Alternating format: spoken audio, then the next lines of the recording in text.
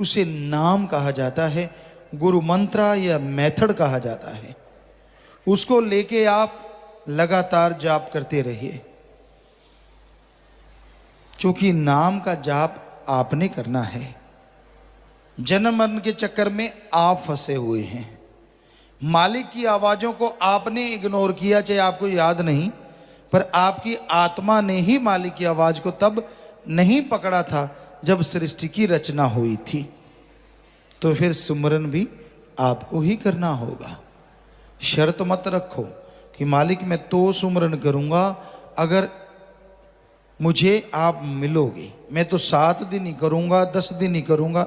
जी नहीं, आप शर्त रखने की स्थिति में नहीं है। आप तो जन्मों जन्मों से जन्म मरण के चक्कर में उलझे हुए हैं।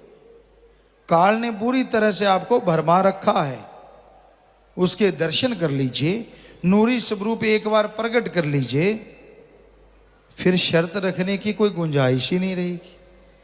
क्योंकि वो पलक झपकते ही जिधर देखोगे तू ही तू, बस मालिक ही मालिक नजर आने लगेगा। और मालिक के नजर आने से क्या मिल जाएगा?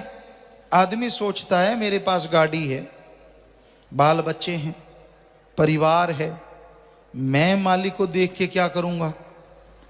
आने वाले पहाड़ जैसी बीमारियां खत्म हो सकती हैं। जीते जी गम, चिंता, टेंशन, परेशानियां, मुसीबतें, डर मिट सकता है।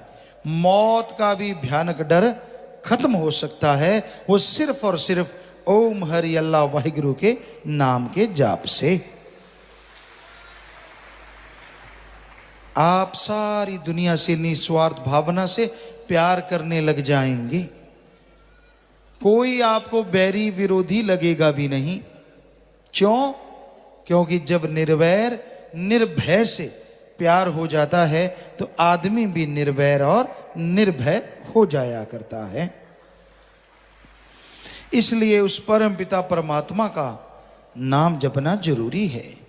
उसके नाम में बेइंतहा खुशियां छुपी हुई हैं, बेइंतहा खुशियां आप कल्पना भी नहीं कर सकते। मालिक का नाम बेइंतहा आनंद देता है, परमानंद से जीव को नवाज देता है। इसलिए मालिक का नाम जपा करो, मालिक के नाम का जाप किया करो। लगता क्या है आपका? पैसा नहीं देना, घर परिवार नहीं छोड़ना, कोई भी दान नहीं करना, बल्कि जितना सत्संग में आओ, जितना सुमरण करो, झोलियां भर के ले जाओ। अरे पता नहीं कौन सी मुसीबत आपको उड़ीक रही हो। क्या पता एक्सीडेंट, क्या पता कोई और पाप कर्म आपको करवाने के लिए काल उत्सुक हो।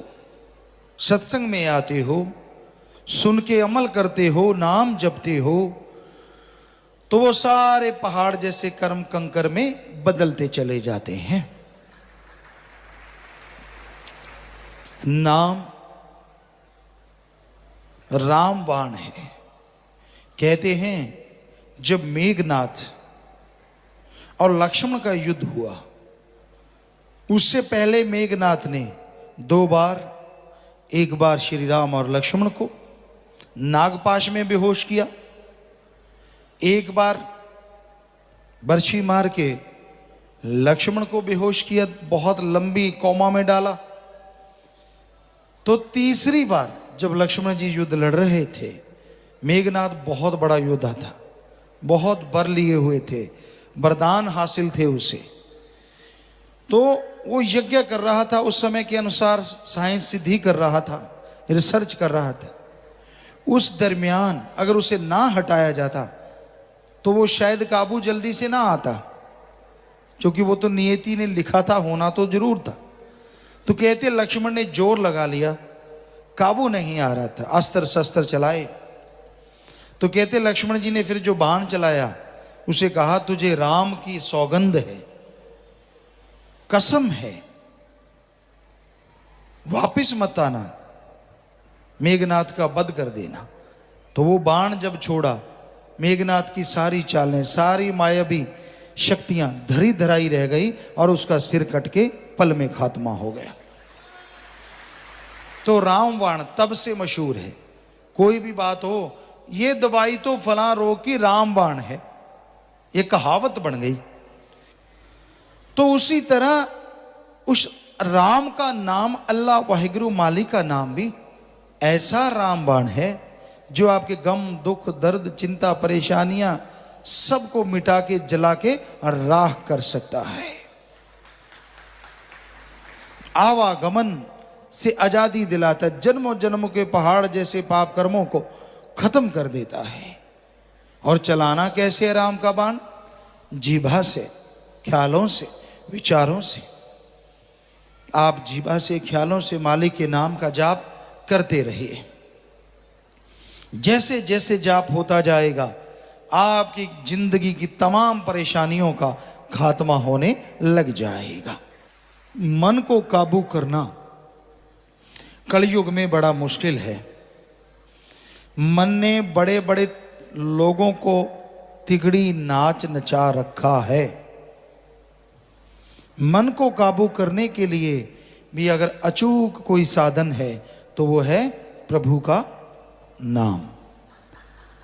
सेवा करो और नाम का सुमरन करो तो आप अपने अंदर की बुराइयों को खत्म कर सकते हैं। तो आप मन को जीत सकते हैं। और जो मन को जीत लेते हैं, मन जीते जग जीत। जिसने मन को जीत लिया, समझ लो सारी दुनिया को जीत लिया।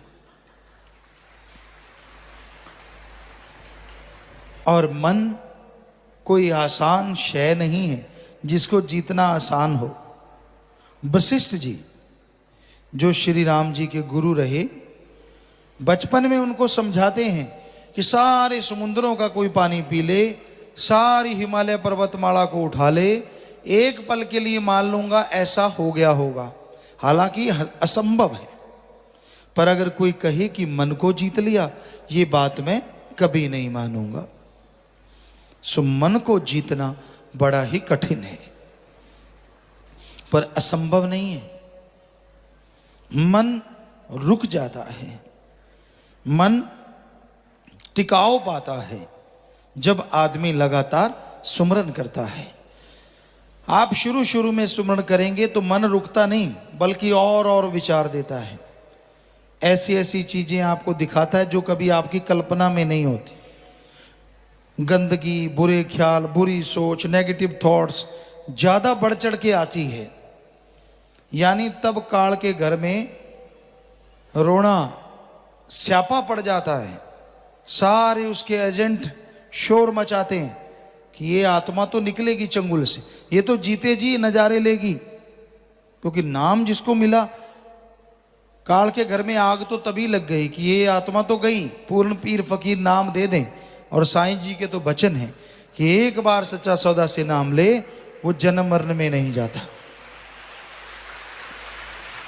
लेकिन जब कोई नाम जपने लगता उसी नाम को, तो काल के घर में और शोर मचता कि इसको कम से कम जीते जी तो तंग करना था, अब ये नाम जपने लगा है।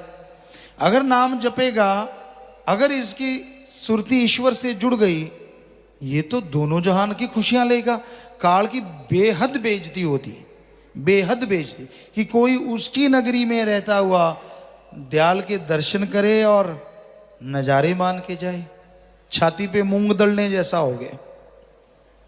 मूंग के दाने सख्त होते हैं, जब उनको चक्की में पीसते टाइम ज्यादा लगता है, इसीलिए कहते छाती पे मूंग दलना, ज्यादा तकलीफ देना। तो काल नहीं चाहता कि कोई उसकी छाती पे मूंग दले आत्मा। इसलिए फिर जब भी सुमन पे बैठो, कभी खाज खुजले, कभी टांगों में दर्द, कभी पाँव में दर्द, कभी पीठ अकड़ गई, कभी हिप्स थक जाती हैं, कभी कुछ हो जाता है, कभी कुछ हो जाता है, प्यास लगाई, कभी कोई ख्याल आ गया। तो इस तरह आदमी के विचार मन के द्वारा काल भटकाता है कि कहीं ये मालिक से जुड़ ना जाए। और बेवकूफ लोग मन के हाथों बहक जाते। हाँ क्या है, छोड़। मन कहता है सिमरण करने वालों को क्या मिल गया, वचन मानने वालों को क्या मिल गया, जो ज्यादा वचन मानते हैं, ज्यादा सिमरण करते हैं, मालिक के प्यार में रहते हैं, क्या मिल गया? जो उनको मिल गया वो किसी को बताते हैं नहीं, अंदर ही अंदर मालिक खुशियां बख्श देता है। और उसको नहीं मिला होता, इसलिए मन कहता कुछ नहीं है, ऐश कर, जिंदगी है, अपने हिसाब से जिएंगे। कौन आएगा माई का लाल? आना किसने? तू ही माई का लाल चिल्लाएगा जब कर्मों की मार पड़ेगी। ना माई आएगी ना बाप आएगा, तब अकेले को सब कुछ सहना होगा। तो भाई कलयुग में एक धन धन सतगुरु तेरा ही आशा सभी साध संगत जी से निवेदन है कि मेरा चैनल जरूर सब्सक्राइब करें जी। धन धन सतगुरु तेरा ही आसरा।